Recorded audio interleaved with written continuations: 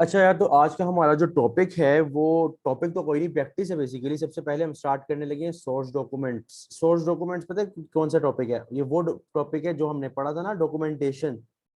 जो हमने मटेरियल के स्टार्ट में जो डॉक्यूमेंटेशन देखी थी ना, ये सोर्स डॉक्यूमेंट वो है। कोडिंग एक अलग से चैप्टर है, कोडिंग एक अलग से चीज है। इसको हम बाद में देखेंगे, इसको अभी नहीं देखना। अभी हम सोर्स डॉक्यूमेंट्स की बात करें, वो डॉक्यूमेंटेशन जो मटेरियल के अंदर हमने देखी थी।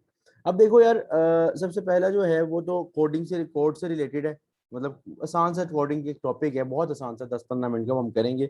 हम स्टार्ट करें क्वेश्चन नंबर 2 से। ये जो सोर्स डॉक्यूमेंट मटेरियल का पार्ट है, वहां से स्टार्ट करें।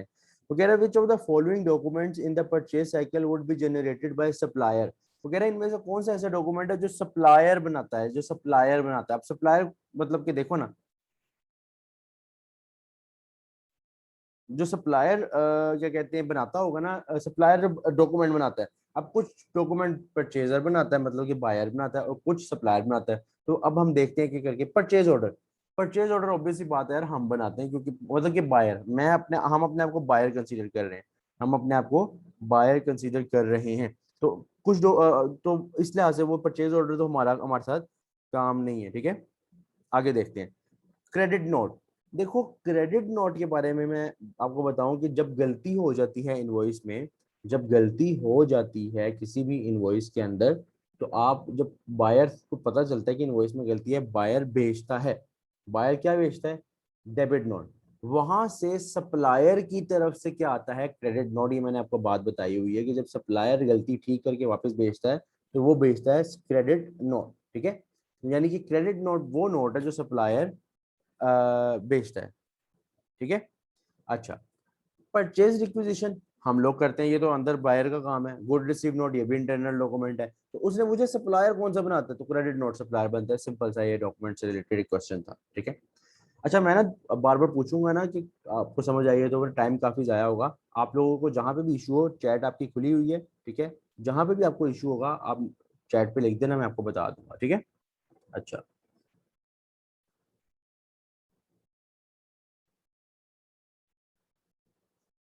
दूसरा 5.3, Which of the following documents in the purchase cycle would be generated by purchaser? इस बार वो परचेजर का पूछ रहा है कि जो बायर है उसका क्या सीन है, क्या वो भी कुछ वो इसमें से कोई बनाता है, देखना हमने। Delivery note. डिलीवरी नोट मैंने कहा था कि जिस वक्त आपका सप्लायर, डिलीवरी नोट मैंने आपको क्या कहा था, जिस वक्त आपका सप्लायर क्या कहते हैं, माल लेके आता है, तो उसके साथ एक नोट लेके आता है जिसको आप क्या बोलते हो, डिलीवरी नोट। और डिलीवरी नोट जो है उसको फिर जीआरएन के साथ, गुड रिसीव नोट के साथ मैच किया जाता है। डिलीवरी नोट जो है वो परचेजर नहीं बनाता, सप्लायर लेके आता है। इनवॉइस सप्लायर बनाता है। हो गया ना परचेजर? बताओ। Purchase requisition. परचेज रिक्विजिशन, हाँ, परचेज रिक्विजिशन कौन करता है? बायर बनाता है, हम बनाते हैं। हम परचेज रिक्विजिशन परचेज डिपार्टमेंट को कहते हैं भाई माल खरीदो। ठीक है, ये सप्लायर के साथ ताल्लुक नहीं। क्रेडिट नोट सप्लायर, तो इसका आंसर क्या है? सी। ठीक है। मैं बार बार कह रहा हूँ, किसी पॉइंट पे कोई इशू आता है मुझे मैसेज कर देना, मैं साथ ही बता दूंगा। ठीक है।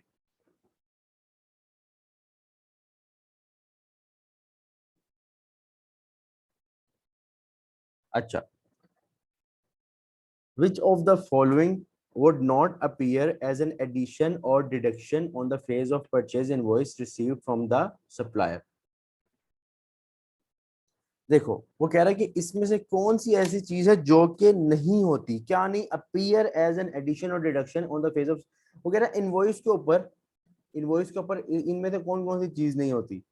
पहला कह रहा है कैश डिस्काउंट, फिर कह रहा है ट्रेड डिस्काउंट, फिर कह रहा है नेट कॉस्ट ऑफ गुड्स, फिर कह रहा है सेल्स टैक्स। कह रहा है इनवॉइस के ऊपर इनमें से कौन सी चीज नहीं मेंशन होती।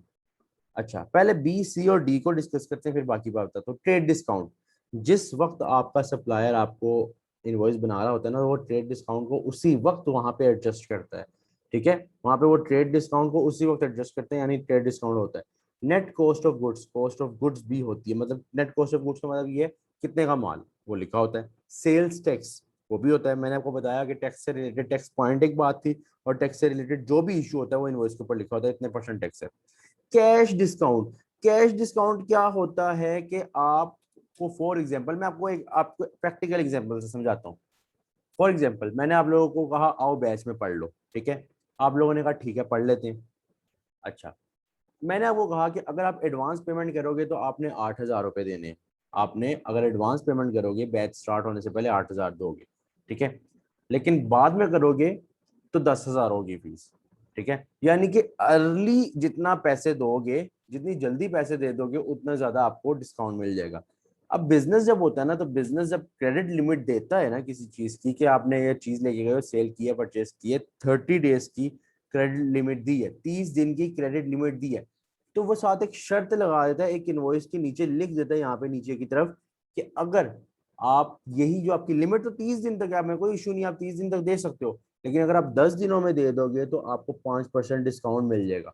तो कैश डिस्काउंट ना अर्ली डिस्काउंट को कहते हैं। अब जिस वक्त उसने इनवॉइस भेजनी है अपने बायर को, उस वक्त उसको पता ही नहीं है कि भाई वो अगला बंदा डिस्काउंट लेता है या नहीं लेता, अगला बंदा 10 दिन में पे करता है नहीं करता, इस वजह से वो मेंशन नहीं होती उसके ऊपर, नीचे लिखा जरूर होता है लेकिन उसके ऊपर ना एज एडिशन और डिडक्शन नहीं माइनस होता। ये कह रहा है एडिशन और डिडक्शन, यानी कि कह रहा है कैश डिस्काउंट माइनस होता है, यानी ब्रैकेट का मतलब माइनस होता है कि नहीं होता, तो माइनस नहीं होता, जस्ट एक शर्त लिखी होती है 10 दिन में पे कर दिए तो हो जाएगा, लेकिन इनवॉइस के ऊपर ऐसा कोई सीन नहीं होता। तो कैश डिस्काउंट एक ऐसी चीज है जो इनवॉइस के ऊपर कोई सीन जिसका नहीं होता, ठीक है।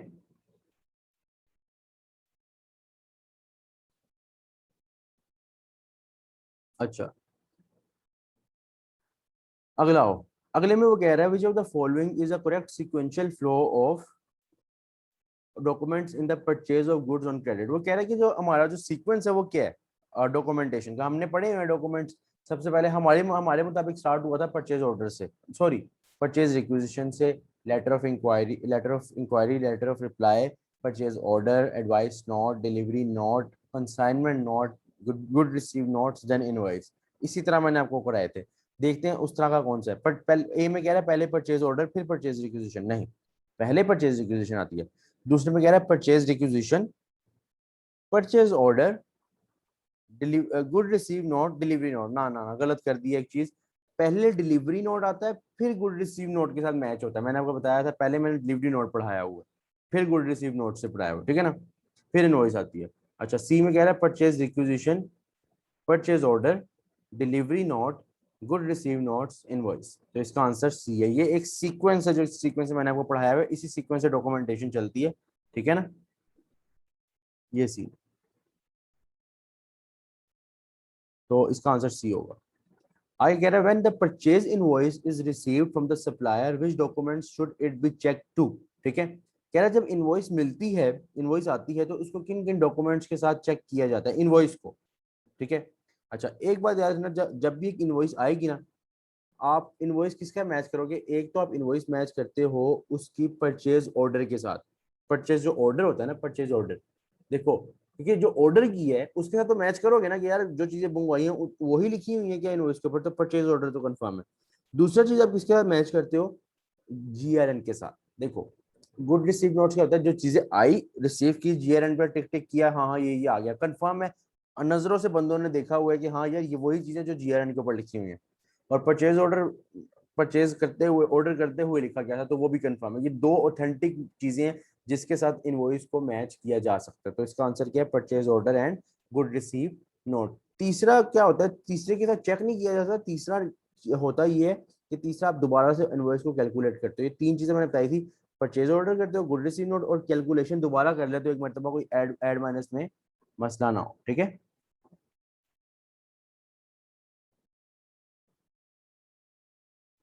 अच्छा,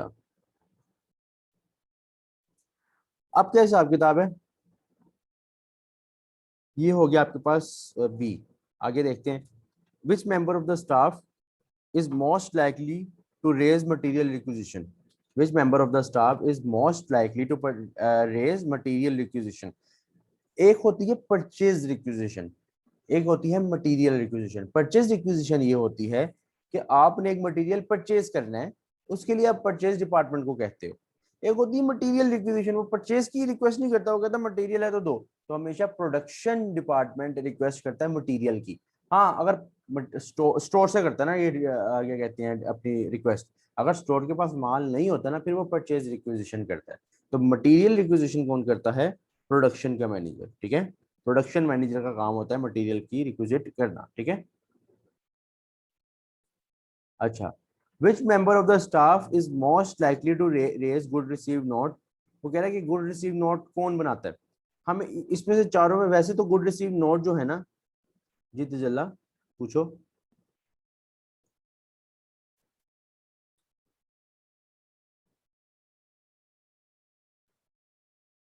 हाँ हाँ, लास्ट एमसीक्यू में मटेरियल रिक्विजिशन की बात कर रही हो।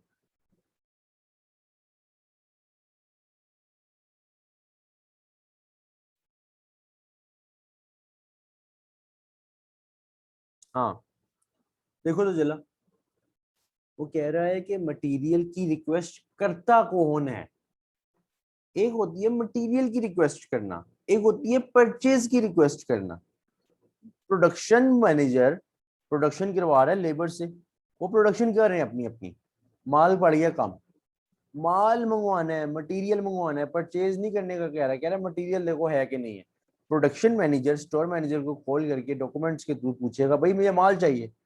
ये कर, ये जो रेस कर रहा है ना, रिक्विजिशन जो रिक्वेस्ट कर रहा है वो प्रोडक्शन है। हाँ स्टोर्स के पास माल होगा वो दे देगा, उस इशू नहीं है। स्टोर्स के पास भी माल नहीं ना होगा तो स्टोर्स उस सूरत में स्टोर्स आंसर होगा, वो मटेरियल रिक्विजिशन नहीं करेगा, वो परचेज रिक्विजिशन करेगा। वो आगे परचेज रिक्विजिशन नोट भेजेगा परचेज डिपार्टमेंट को कि भाई परचेज कर दो मुझे चाहिए ये माल। उससे पहले मटेरियल रिक्विजिशन प्रोडक्शन डिपार्टमेंट ही करता है। ठीक है, ये सीन है। अच्छा 5.8 में वो कह रहा है which member of the staff is most likely to raise good receive note. वैसे तो हमें पता है कि गुड रिसीव नोट जो है वो कौन बनाता है, जीआरएस बनाता है। जीआरएस यानी कि गुड रिसीव सेक्शन बनाता है, वैसे तो हमें ये पता है, उसमें इशू नहीं। लेकिन इस के अंदर ना एमसीक्यूज में ना आंसर नहीं है। मैं बताता हूँ कि अब क्या करना है। डिलीवरी ड्राइवर उसका तो ताल्लुक है ही नहीं गुड रिसीव नोट के साथ। फाइनेंस डायरेक्टर बिल्कुल भी नहीं है। Sales ledger clerk, sales ledger clerk नहीं है। वेयर हाउस क्लर्क, फिर क्या है। देखो जो बड़े बिजनेस होते हैं ना उनके अंदर स्टोर्स का काम अलहदा होता है, गुड रिसीव सेक्शन अलहदा होता है, जीआरएस यानी कि। अच्छा गुड रिसीव सेक्शन ही क्या बनाता है, जीआरएन गुड रिसीव नोट, वो यही पूछ रहा है गुड रिसीव नोट कौन बनाता है। अब जो छोटे बिजनेस होते हैं ना उनके अंदर गुड रिसीव सेक्शन नहीं होता, उनके अंदर स्टोर्स ही रिसीव करता है माल, स्टोर्स ही स्टोर करके रखा होता है और वही रिसीव करता है। उस केस में फिर जीआरएन भी वही बनाएगा। अगर आपके बिजनेस में गुड रिसीव सेक्शन नहीं है, छोटा बिजनेस है, स्टोर ही वो काम कर रहा है, तो स्टोर ही गुड रिसीव नोट भी बनाएगा। तो यहाँ पे अगर आपके पास आंसर में जीआरएस ना हो और पहली ऑप्शन जीआरएस है, प्रायोरिटी जीआरएस है, गुड रिसीव सेक्शन आंसर होगा। अगर वो नहीं है तो आप स्टोर्स तक जा सकते हो, स्टोर्स भी वो काम कर सकते हैं छोटे बिजनेस में। तो इसका आंसर ये वेयर हाउस का क्लर्क होगा। वेयर हाउस का दूसरा नाम बेसिकली स्टोर्स ही होता है। ठीक है ना, ये सीन है। और ये सिर्फ इस केस में सिर्फ जीआरएस ना हो तो, अब वरना अगर जीआरएस होता तो मैं जीआरएस ही लगाता, गुड सेक्शन ही लगाता। ये कुछ कोडिंग से रिलेटेड है, ये अभी हमने नहीं करने। आगे वो कह रहे हैं व्हेन एबीसी, ये देख गौर से सुनो। वो कह रहे हैं व्हेन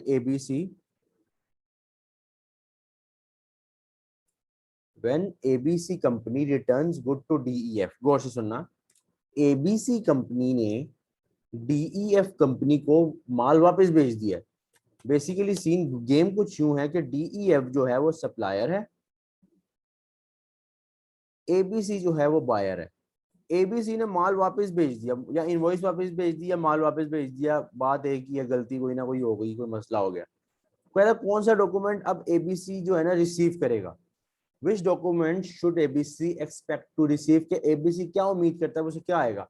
अब आप खुद ही अंदाजा लगाओ ना कि एबीसी जब कोई इनवॉइस या गलत माल वापस भेजेगा, माल भी कभी कभार इनवॉइस कभी कभार गलत आती है, कभी कभार मटेरियल ही गलत आ जाता है, उसको वापस भेजते हुए भी वही नोट जाते हैं जो इनवॉइस की गलती पे जाते हैं। तो एबीसी तो भेजेगा ना डेबिट नोट। एबीसी को मैंने आपको कहा था सब परचेजर यहाँ से डेबिट नोट भेजता है कि भाई तुमने ये गलती की है ठीक करो। फिर डीईएफ क्या भेजता है उसके बदले में, क्रेडिट नोट। डीईएफ यानी कि सप्लायर क्या भेजेगा, क्रेडिट नोट भेजेगा वापस बायर के पास, मसले मसाइल हल करके, उसके ऊपर सारी करेक्शन करके। तो क्रेडिट नोट इसका आंसर है कि एबीसी ये एक्सपेक्ट करता है कि अब उसको ये क्रेडिट नोट आएगा। ठीक है ना, ये सीन है। अच्छा इसके बाद ये कोडिंग है, ये रहे हमारे पास कुछ। Which document is sent to supplier following the receipt of quotation. अच्छा कोटेशन का मत, कोटेशन पता क्या होती है, याद है मैंने आप लोगों को बताया था। कोटेशन होती है, एक गौर से सुनो, जब मैंने आपको कहा था कि लेटर ऑफ रिप्लाई आता है, लेटर ऑफ रिप्लाई आता है डिफरेंट सप्लायर्स जो हैं। आप न्यू सप्लायर जब ढूंढ रहे होते हो मार्केट के अंदर, तो पहले आप लेटर ऑफ इंक्वायरी भेजते हो, सबसे इंक्वायरी करते हो, प्राइस अपनी टर्म्स एंड कंडीशन सब कुछ बता दो। उसके रिटर्न में आपके पास क्या आता है, लेटर ऑफ रिप्लाई। उस लेटर ऑफ रिप्लाई के ऊपर क्या होता है, 3 चीजें लिखी होती हैं, शायद मैंने लेक्चर में बोली थी या नहीं बोली थी, मेरे ज़हन में निकल गई है। लेटर ऑफ रिप्लाई के अंदर वो अपनी प्राइस सारी चीजें बताते हैं, लेकिन 3 चीजें एक खास वर्ड्स हैं उनके लिए, वो क्या है कि या वो अपनी कैटलॉग बेचते हैं। कैटलॉग, कैटलॉग मतलब कि जैसे मेन्यू नहीं होता किसी चीज का, कैटलॉग 1 नंबर पे ये वाला माल है, दूसरा हम उसे कॉल करके सिर्फ कोड बताएंगे कि ये कोड वाला माल चाहिए, ये नहीं बताएंगे ब्राउन कलर की लकड़ी चाहिए, इस लकड़ी का अगर कोड है 382, मैं अगले को कॉल करके कहूंगा 382 नंबर की चाहिए, तो कैटलॉग इसे बोलते हैं नंबर के साथ। हाँ, जैसे हम KFC वगैरह जाते हैं तो कहते हैं डील 1 कर दो, डील 2 कर दो, तो डील 2 उसका कैटलॉग नंबर है, ठीक है। या वो अगले अपने कैटलॉग बेचते हैं, या अपनी कोटेशन बेचते हैं, या अपना एस्टिमेट बेचते हैं। अब सुनो क्या होता है, जहां पे सर्विसेज होती है ना स्टैंडर्डाइज, ये वैसे ये इतना डीप जाने की जरूरत नहीं है, एक एग्जांपल से तीनों का फर्क बता रहा हूँ, नहीं तो इतना डीप जाने की जरूरत नहीं है। जहां पे स्टैंडर्डाइज सर्विस हो, जैसे अपना क्या कहते हैं, ये कैलकुलेटर है। अब ये जब कैलकुलेटर जब बना है, तो कैलकुलेटर तो हमेशा इसी तरह बिकेगा ना। मैं ये तो नहीं ना कि जाके कह सकता दुकान वाले को कि यार ऑन का बटन यहाँ पे है, यहाँ यहाँ लगाओ, स्क्वायर रूट का बटन यहाँ है यहाँ लगाओ, जीरो का बटन यहाँ है यहाँ लगाओ। अपनी मर्जी से नहीं कह सकता, ये चीज बन गई है, लेनी तो लो नहीं तो बाढ़ में जाओ, ऐसा ही सीन होता है। कुछ चीज ये स्टैंडर्डाइज बिजनेस है। जो स्टैंडर्डाइज बिजनेस होते हैं उनके कैटलॉग होते हैं, उनके आप जब जाते हो मेन्यू लेते हो, जो चीज बनी हुई है वही, अपनी मर्जी से आप KFC जाके ये नहीं कह सकते कि भाई मुझे नहीं पता जिंगर की जगह भाई यहाँ ये डाल के दो, या केचप की जगह ये हास किस्म की सॉस डाल के दो, तो कहेगा भाई तू अंडे वाला बर्गर खाने आया हुआ है जहाँ पे इस तरह की हरकतें कर रहा है। ऐसा कोई सीन ही नहीं है। ये वहां पे जहाँ पे क्या कहते हैं स्टैंडर्डाइज सर्विसेज हो, ठीक है। अच्छा, कोटेशन वहां होता है जहाँ पे नॉन स्टैंडर्डाइज सर्विसेज हो, थोड़ी बहुत नॉन स्टैंडर्डाइज सर्विसेज, इस तरह कि जैसे मैं गया, ये जो देख रहे हो, ये कीज देख रहे हो, इस कीज पे क्या लिखा हुआ है, नाम लिखा हुआ है, ये नाम लिखा हुआ है, ठीक है। एक मिनट, इस तरह आप लोगों को नजर आएगा, लिखा हुआ है नाम। अब मैं गया, इनका क्या काम है, इस बिजनेस का क्या काम है, एक की चेन बनाता है और हमारी मर्जी के बनाता है, हमारी मर्जी के। जहां पे नॉन स्टैंडर्डाइज काम हो, जैसे मैं आया मैंने कहा मेरी मर्जी के मुताबिक काम होगा, ठीक है, वहां पे कोटेशन आती है। कोटेशन में वो फिर बताता है कि अगर आप इतना काम करवाएंगे तो इतना होगा, इतना काम करवाएंगे इतना होगा। कैटलॉग में फिक्स अमाउंट आ गई, भाई ये चीजें हैं। कोटेशन में कोटेशन आती है सिर्फ। और एस्टिमेट होता है जहां पे सर्विसेज हो, जैसे मेरे बिजनेस को फॉर एग्जाम्पल जरूरत पड़ गई है किसी सर्विसेज की, किसी भी चीज की, क्लीनिंग सफाई करवानी होती है मैंने ऑफिस की, मैंने फॉर एग्जांपल बता रहा हूँ, मैंने कॉल करके कहा मैंने सफाई करवानी है, मुझे बताओ कौन सफाई करेगा। मेरी कोई ऑर्गेनाइजेशन थी इस तरह के, वो बंदे ऑफिस में भेजती थी या ऑफिस बॉय भेजने। अब वो एस्टिमेट बताएंगे कि अगर इतने घंटे, वो आपका इतना बड़ा ऑफिस है, ये सीन है, एस्टिमेट कि आपका अंदाजा इतना खर्चा हो जाएगा। तो ये तीनों चीजें क्या होती हैं, एक बताते हैं अपना। तो डेप्थ में जाने की जरूरत नहीं, नाम पता होना चाहिए। तो वो कह रहे हैं कि जब आपको कोटेशन मिल जाती है उसके बाद आपका क्या सीन होता है। पेन किधर गया। अच्छा, जिस वक्त आपको कोटेशन मिल जाती है, जिस वक्त आपको कोटेशन मिल जाती है उसके बाद क्या होता है, तो आपको पता है कोटेशन का ताल्लुक किसके साथ है, जिस वक्त लेटर ऑफ रिप्लाई आता है।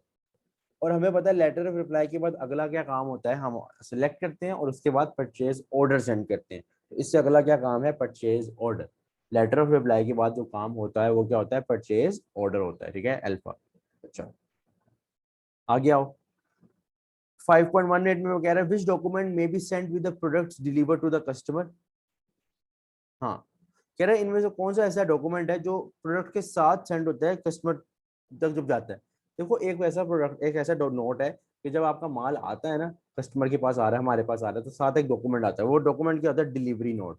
वो डिलीवरी नोट साथ लेके आता है, उसको मैच करते हैं, बाद में देखते हैं, वो अलग बात है। मांग जो वो बात है वो डिलीवरी नोट की है, ठीक है ना, ये तो सिंपल सा था। अच्छा, इसके बाद वो पूछ रहे हैं व्हाट इज, मतलब रिक्वायरमेंट उसकी क्या, what is free inventory. Free inventory यानी कि फ्री स्टॉक। और फ्री स्टॉक का फॉर्मूला क्या था, स्टॉक इन हैंड यानी कि physical stock plus stock on order minus stock scheduled for use.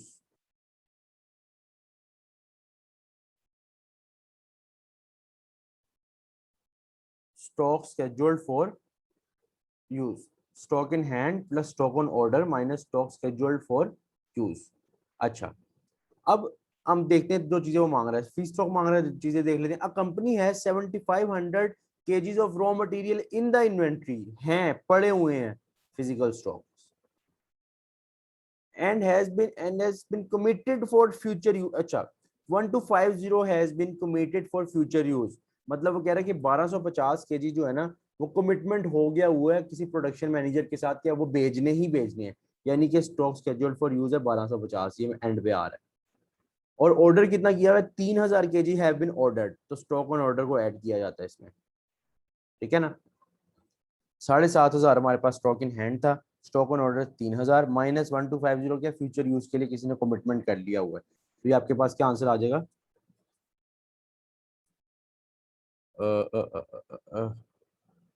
10,500 minus 1250, 9250 KGs आपका क्या है, फ्री स्टॉक है जो आपके पास पड़ा हुआ है, ठीक है। अच्छा, which of the following is a material requisition not use for, वो कह रहा है इसमें से मटेरियल रिक्विजिशन किस चीज के लिए यूज नहीं होती, मटेरियल रिक्विजिशन। पहला, updating the bin card in the store, देखो बिन कार्ड के अंदर मटेरियल रिक्विजिशन देखी जाती है, बिन कार्ड के अंदर मैंने आपको बताया था क्या चीजें आती हैं, एक आता है रिसीट, एक आता है इशू, तो ऑब्वियसली बात है मटेरियल जो रिक्वेस्ट करेगा उसको पता होगा ना कितना माल भेजना है, इशू कितना करना है, तो वो मटेरियल रिक्विजिशन से ही देखेगा ना, मटेरियल रिक्विजिशन नोट से ही देखेगा ना कि कितना इशू करना है, तो ये तो बिन कार्ड के अंदर तो ये यूज होता है। चार्जिंग जॉब ओवरहेड और department that is using material, हाँ, वो कह रहा है वो डिपार्टमेंट के पैसे का हिसाब किताब करना जो मटेरियल यूज कर रहे हैं, देखो जो डिपार्टमेंट मटेरियल यूज कर रहे हैं, जो डिपार्टमेंट मटेरियल यूज कर रहे हैं उनका उनके जो खर्चे हैं वो भी मटेरियल रिक्विजिशन के हिसाब से देखे जाते हैं, ठीक है। उसकी एग्जैक्ट रिक्वायरमेंट एक मिनट रुक जाओ जरा। हाँ, मटेरियल रिक्विजिशन नोट के ऊपर लिखा होगा ना इतने रुपए का माल गया है, तो ऑब्वियस ही बात है कल को वो डिपार्टमेंट पता होना चाहिए ना कि इस डिपार्टमेंट ने जो मटेरियल के साथ लिंक है उसने कितना मंगवाया है, कितना मटेरियल मंगवाया है, ठीक है, उन डिपार्टमेंट से पता होना चाहिए, प्रोडक्शन डिपार्टमेंट की बात करो। रिकॉर्डिंग एम्प्लॉय टाइम, वो कह रहा है कि एम्प्लॉय टाइम का अंदाजा लगाना मटेरियल रिक्विजिशन से, लो कितनी अजीब बात की है कि मटेरियल कितना मंगवाया है ये यूज होगा क्या निकालने के लिए कि एम्प्लॉय कितने घंटे काम, एम्प्लॉय कितना टाइम बैठा हुआ है। देखो एम्प्लॉय का टाइम जो है वो तो लेबर से रिलेटेड है, उसका ताल्लुक बिल्कुल अलग होना चाहिए, मटेरियल एक अलग चीज है, लेबर एक अलग चीज है, मटेरियल प्रोडक्शन की टाइप है, लेबर भी प्रोडक्शन की टाइप है, लेकिन दोनों एक अलग चीज